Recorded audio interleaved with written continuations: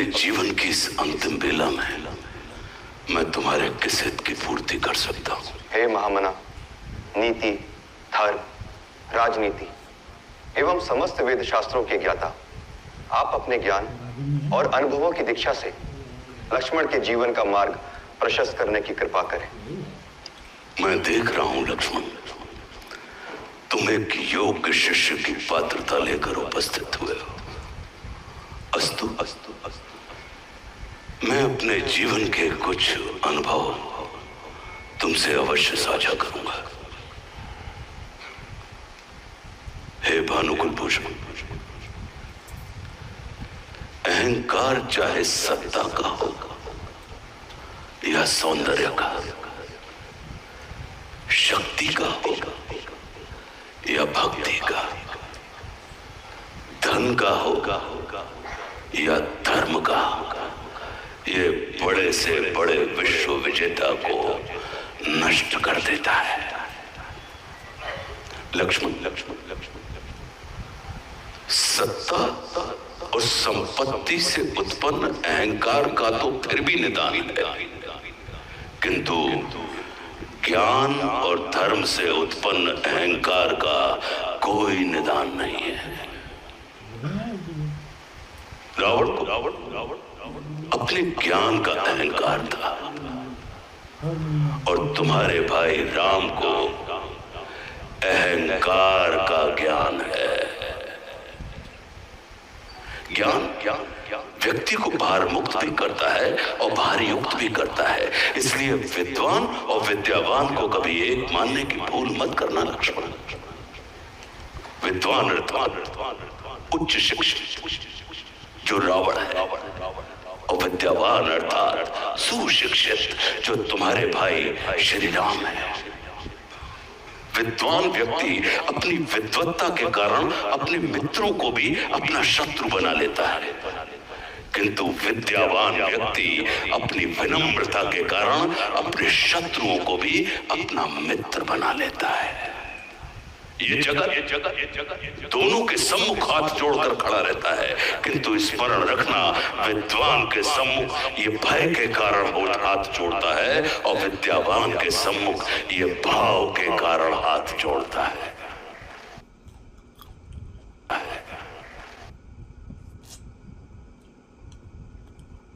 लक्ष्मण, जीवन को मात्र सफल ही नहीं, सार्थक करने के लिए शत्रु दृष्टि और मित्र दृष्टि का भेद आना अनिवार्य है। मित्रता भले ही अपने समतुल्य या अपने से निम्न स्तर के व्यक्ति के साथ कर लेना, किंतु शत्रुता सदैव अपने से योग्य, अपने से श्रेष्ठ व्यक्ति के साथ ही ठानना, क्योंकि ये जगत हमारे व्यक्तित्व का आकलन हमारे मित्रों को देखकर नहीं, हमारे शत्रुओं को देखकर करता है। जितना बड़ा और गरिमापूर्ण हमारा शत्रु होता है, उतने ही बड़े और गरिमापूर्ण व्यक्ति की ख्याति को हम प्राप्त होते हैं। देखो इस जगत जो कुछ राम से जुड़कर प्राप्त नहीं किया, उसे रावण ने राम से लड़कर प्राप्त कर लिया। लक्ष्मण, कुछ लोग जुड़ने के पश्चात जीवन भर लड़ते रहते हैं और कुछ लोग लड़ने के पश्चात जन्म जन्मांतर के लिए आपस में जुड़ जाते हैं। स्मरण रखना, वो हमारा शत्रु ही होता है जो अपनी उपस्थिति से हमारे अंदर सुप्त पड़ी हुई ऊर्जा को जागृत करने का कार्य करता है। हमारा शत्रु ही हमें अक्षम से सक्षम बनने की प्रेरणा देता है। वो हमारा शत्रु ही होता है जो हमें असुरक्षा में डालकर सुरक्षा की ओर जाने की प्रेरणा देता है। वो हमारा शत्रु ही होता है जो हमें अपने सीमित वृत्त से निकालकर अपने वृत्त को असीमित करने की प्रेरणा देता है। लक्ष्मण, वो हमारा शत्रु ही होता है जो सदैव हमें सजग, सतर्क और चौकन्ना रहने के लिए विवश करता है। इसलिए शत्रु तिरस्कार का नहीं, नमस्कार का पात्र होता है। कभी हृदय से अपने शत्रु को नमस्कार करके देखना, वो तुम्हारा परिष्कार कर देगा। लक्ष्मण, शत्रु क्रोध का नहीं, शोध का और बोध का विषय होता है।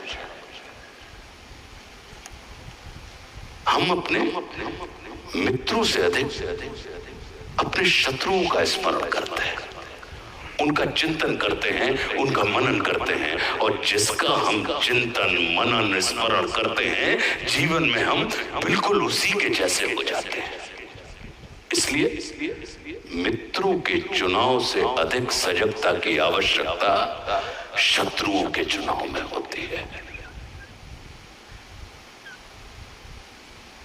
प्रयास करना भानुकुल भूषण, महत्वपूर्ण व्यक्ति बनने की अपेक्षा उपयोगी व्यक्ति बनना अधिक कल्याणकारी होता है, क्योंकि जो उपयोगी होता है वह जीवन पर्यंत महत्वपूर्ण बना रहता है। महादेव को प्रसन्न करने के दो मार्ग हैं, या तो हम कामना से पूरित होकर महादेव की उपासना करते हैं, या भावना से भरकर महादेव की उपासना करते हैं। स्मरण रखना, जब हम कामना से पूरित होकर महादेव की उपासना करते हैं, तब महादेव हमें वह देते हैं जो हमें प्रिय होता है। लेकिन जब हम भावना से भरकर महादेव की उपासना करते हैं, तब महादेव हमें वह देते हैं जो महादेव को प्रिय होता है।